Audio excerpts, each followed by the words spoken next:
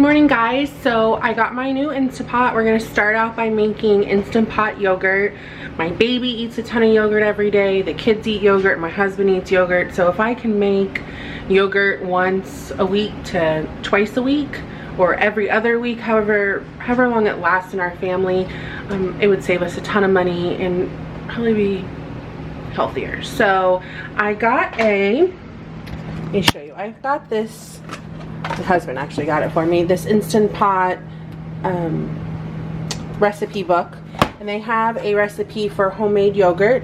So to start with, we are going to put a gallon of milk. Now I use organic just because my baby's eating it and I just want to use organic. So I put a gallon. I know if you want to cut the recipe in half, you can make a half a gallon of milk to see if your family likes it. I'm not going to do that. I'm just going to do the whole gallon and we'll see what happens. So you have to follow your setup guides, do your safety instructions. I was going to do an opening of this, but my husband wanted to make sure everything was safe because I think he's a little bit nervous just like I am. So we did our initial water test. So all you're going to do is you're going to put this on, and let me see if I can get this on. Maybe not. There we go. And lock it into place. Okay, so on here, after you turn it on, mine automatically clicks on as soon as I lock it into place. You're going to hit, let's see if it'll focus. You're going to hit yogurt, and then if you hit it again, it goes to boil. Okay, and once it gets to boil, you're going to let it start up. It'll build up pressure. So the goal of this step is it's going to bring the milk up to 185 degrees. Once it does that, it'll release pressure. Now obviously it's not going to get the exact number. So once this is done, we will check the temperature and make sure it's 185 degrees, and then we'll go from there. Alright guys, so this is now gone off, and we need this to be at, it says 185. So let's see. If not, it gives you the option that you can put it on the saute mode, which is at the bottom left hand corner, and you can get it up to temperature that way. And then once it hits 185, we're at 186, 187, so we're good. Once it gets there, then you would just hit cancel and follow the next set of instructions. So what it wants us to do is, now we want our yogurt to cool. So there's two ways that it says you can do it. You can put it in a cold water bath, or you can just put it out on the counter. So we'll just take this inner pot out, and I will just put it on the counter. So we will leave this out to cool for about an hour. We want this to get anywhere from 105 to 110 degrees, and then we'll do the next step. So we have our yogurt, and we're just, I don't know if you can see that. So we want this to be down to 110 degrees. It's been sitting here on a towel on the counter, and we want this to just be under 110 degrees to do the next couple steps. So let's see. So 105.3. Okay, so yogurt's ready. So it gives you the option. You can do it like this, is what the book says.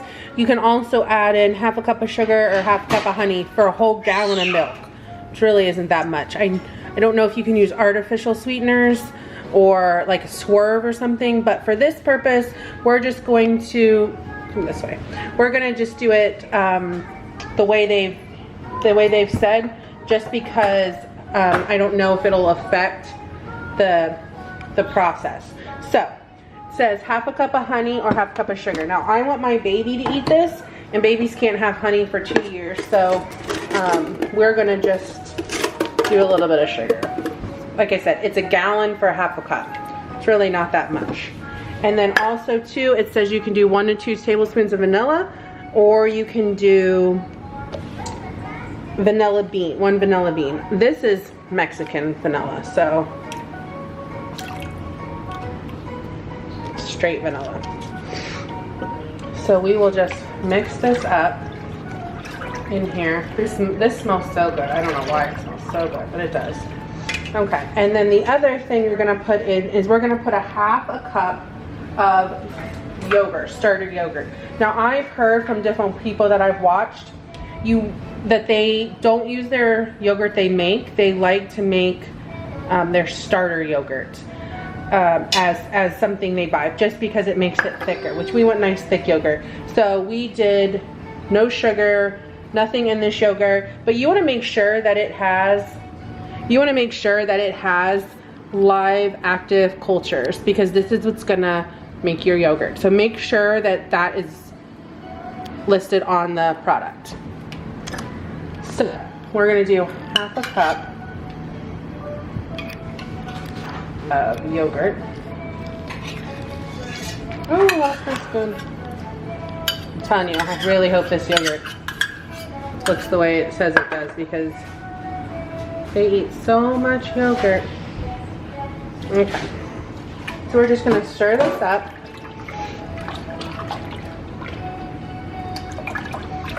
Oh, it smells so good heated. So it says mix it in.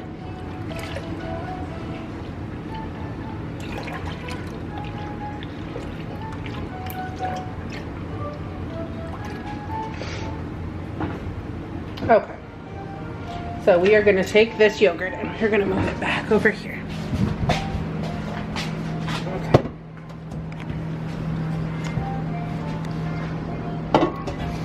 Put it right back.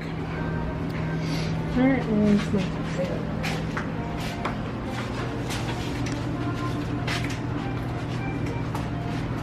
Okay. There we go. Now you're going to select yogurt again, okay, and you want to go down to 8 hours normal. 8 hours normal is important. Now if you want it to be more of a tart yogurt or in flavor, then you can go up to 10 hours. So this is actually, instead of counting down, it's going to count up. So this is now going to do its thing, pressurize up, and it's going to go for 8 hours. And then we'll show you what we get. Okay guys, so our yogurt's done. It's been about 8 hours. So let's see if we did it. It smells like yogurt. Okay, so look at that. That now, the yellow that you see is the whey. So you can either mix this up, or you can put it between cheesecloth and get the whey out. Use it for smoothies and shakes, protein shakes. It'll be liquid whey. So how you do that is, we are gonna bring this around here. Now, I have cheesecloth, and all I did was put it in like a colander and just so it'll catch all the drippings. I don't want it all in my fridge. And it's like 8 o'clock at night, so 9:30 at night when I'm doing this. So, so we are just gonna put it in here. Gosh, that's a lot of yogurt. And we are just gonna let that drain and separate. So you can see, if you get close, you can see the waste kind of sitting on top. And I want that for smoothies. So we will just, you can see this, it'll start draining out the bottom. I don't know if you can see that. And so what we'll do is I will go ahead and, because it's in my big cast iron pot, I will just take this top and I will put it over top because it won't actually touch the yogurt. I'll put this in the fridge and we'll let it separate, and in the morning the kids have yogurt and I have a protein shake. So I guess the yogurt worked. Smells delicious, and I look forward to trying more Instapot videos with you guys. Have a great night.